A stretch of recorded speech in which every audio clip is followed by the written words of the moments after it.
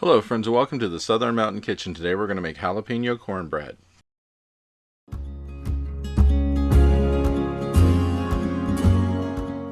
So what you see on my counter is what we're going to use to make this, and really this is not a hard process whatsoever. It really takes about 10 minutes prep time to get this all together, get it ready, get it into the skillet, because I'm making mine in a skillet.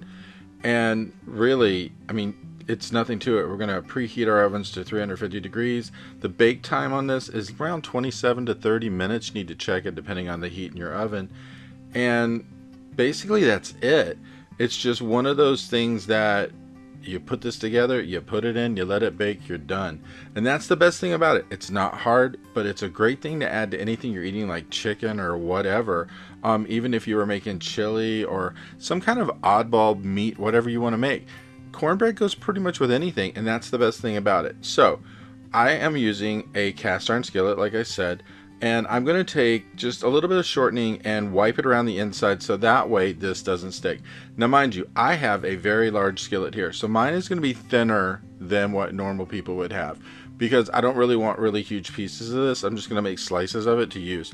So if you want it thicker, go for a regular straight up large pan, or even something that's around medium size, because the smaller you get, the thicker your cornbread's going to be. But you still need to grease it up to make sure that this doesn't stick to it. And this is so easy to wipe on like I did just there, and my cast iron is ready to go. So we're going to start mixing this up. So what we're going to do in a large bowl is we're going to mix 1 cup of all-purpose flour. Then we're going to add 1/4 cup of sugar, 1/4 cup of light brown sugar, and then after that we're going to add 3/4 cup of cornmeal. And this is all dry ingredients just going in one thing here. Then we're going to add 3/4 teaspoon of salt, and then to that we're going to add a tablespoon of baking powder. And once we get this in, we really want to mix this up really well, because we want to make sure that everything really goes together, like the sugar mixing into the flour, the brown sugar mixing in the cornmeal and everything. We really just want to get it all mixed together to make sure that it's all incorporated before we even add the wet mix to it, because we don't want anything having too much of one thing in one place. Especially for distributing the sugars, we really want to make sure that, for one thing, like the brown sugar we put in here is completely broken up.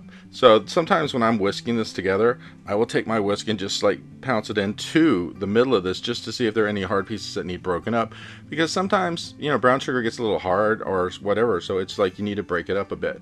So just continue to stir this until you feel that you've mixed it up. Use your whisk, go to all the corners, go across the bottom, do what you got to do to make sure that everything is incorporated. And when we get it to a point where we feel good about it, then we're going to go ahead and move on to a separate bowl where we're going to do some wet ingredients. There's really not a lot going into this, so this is the best part. So we have 2 large eggs. We're going to put them in first because we want to break open the yolks. We don't want them going in there and then pouring in the buttermilk and finding out that it's hard to break them up because they're already mixed in with the buttermilk. So once they're in there, we're going to go ahead and just break it up. Whisk them a little bit like you're doing some scrambled eggs. Get it broken completely up. And then we're going to bring in 2/3 cup of buttermilk. And that's going to totally work for our liquid for doing this. The only thing we're going to add to this in a moment is some melted butter though. So we want to go ahead and get this all in, get it mixed up. Now we're going to use 1/2 cup of melted butter in here. So you need to take your butter, take it into some kind of container, put it in the microwave, totally melt it down so that way it can be poured in, because we want it liquid so that way it mixes in easier. We don't want it clumpy or lumps or whatever. We really want it to a point where you can just pour it straight into this wet mix. So go ahead and mix up what you've got in the bowl. Make sure those eggs are completely incorporated into this. And then we're going to bring our butter in. So my butter's already melted, and I'm going ahead and pouring it straight into. And then I'm going to whisk this again just to make sure that it's totally mixed up really well. Now, at this point, we have pretty much everything here that we need to use to make this. So the only thing we haven't put in yet is the jalapenos. And we're going to bring that in a moment. But once this is completely mixed up here with the wet mix, we're going to pour it into the dry and then mix them together.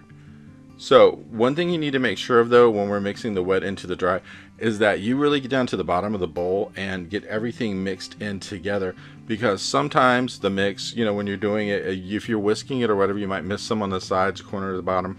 So just make sure you get all the way in there. I'm going to actually use a spatula to mix mine up. It's just a little bit easier, plus the fact it helps me clean this bowl out, because I want to use as much of this as possible. I don't want to waste any. And then just get it in there and mix it. Now, as far as the jalapenos are concerned, because, you know, that's kind of the elephant in the room. Some people do not want something overly spicy. It doesn't have to be. If you want to decrease the amount of jalapenos going in to where you're just going to get a little bit of the flavor and just a tiny bit of the heat, you can. Because, I mean, for the most part, we're using about like 1/4 of a cup of jalapenos.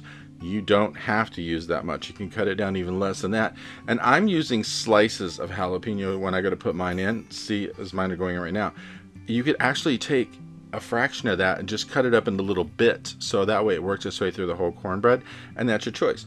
But once you do get your jalapenos in there, we just want to fold them into the whole mix that we have here. Make sure we scrape the sides and the bottom. Make sure everything is mixed together. But if you want to cut back on the jalapenos, do it. If you left them out of this, you'd still have a great cornbread. But this just gives it this edge of a taste that's really great. So we kind of want to use them, but it's your choice how much you use them. So this is all for you. This is your recipe now, so you get to change it to suit how you want it to be. But once this is all mixed together, we're going to bring it into the skillet that I already had waiting, or whatever dish you're going to put yours in to bake in. Now, just remember, you need to have your oven at 350 degrees. This is going to be in there for at least 27 minutes, maybe up to 30. Now, earlier I said some people's ovens bake differently than others. You know that there are cases where the older the oven, the harder it is to get the temperature up. So even though it might say 350, it may not be 350. It might be a little bit lower. So it's one of those things where you got to know your oven and know how hot it gets. And you have to adjust accordingly, or adjust your cook time a little bit just to make sure, because we want to make sure that this cooks the right way. So we're going to go ahead and smooth this out into our pan and get it ready to go. And then once it's completely in there, we're about ready for this to go to the oven. And that's the best part about it, because like I said, there's really not that much to doing this. So once we get this completely all ready to go in, we want to make sure that everything in here is smoothed out. And if you can see your peppers, if you have really huge chunks, make sure they're kind of like evenly distributed a bit, because they're going to stick up a little bit into your cornbread so you can see them. But once you get it all done, you're going to stick it into the oven and we're going to let this bake. And I would check it periodically once you get like past 20 minutes just to see how brown you're getting. And this is what mine looked like when it was done. Now remember, mine is thinner because I'm using a really large skillet. But if I use a smaller one, I'd have a much thicker cornbread. But it's amazing. The taste of this is just something that's really wonderful to have with any meal. And I'm sure that, you know, if you give it a try, you'll probably like it. But like I said, adjust the jalapenos to suit yourself. And that's the best thing about this. You got control over this as long as you know what you're doing with it. And this is what mine looked like when I served it with some butter on top. And I had mine with some chicken, and it was just such a great meal to have. I hope you liked this video, and if you did, please like and subscribe. And if you get a chance, check out the Southern Mountain Kitchen website, where you can get a free recipe, check out the cookbooks available from the Southern Mountain Kitchen, and if you'd like to, you could order a cookbook at a discounted price, cheaper than Amazon, with shipping that is also cheaper than Amazon. So if you get a chance, check it out, and I hope you have a great day.